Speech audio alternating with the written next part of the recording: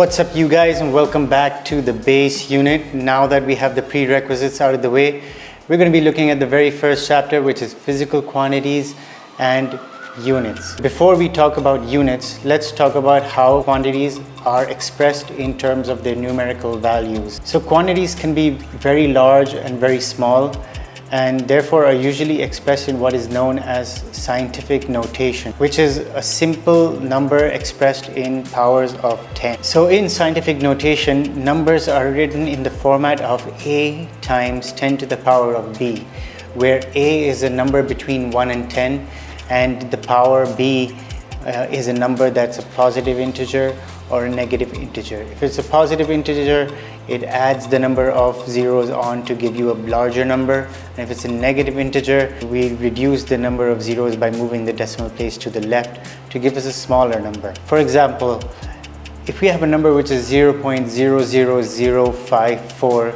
this can be written in terms of scientific notation as 5.4 times 10 to the minus 4, where I have just taken the decimal place and moved it down 4 places to the left. So many times prefixes are used to replace the powers of 10 that we have to simplify the number further and make it look a little bit neater. So what we use are prefixes such as kilo, mega, giga, and you've probably come across some of them in everyday life, but you can see that these are the ones that you will probably be using throughout your physics course, and they're listed here. The biggest number being tera, which is 10 to the power of 12, and down till nano and pico, which are 10 to the power of minus 9 and 10 to the power of minus 12.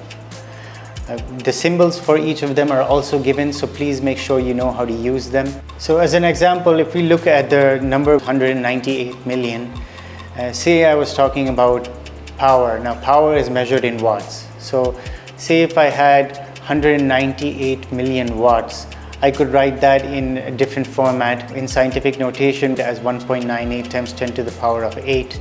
Or I could also write 198 megawatts, and that would remove the 6 zeros at the end. In this way, instead of using powers of 10, I can use prefixes to make things look a little bit better.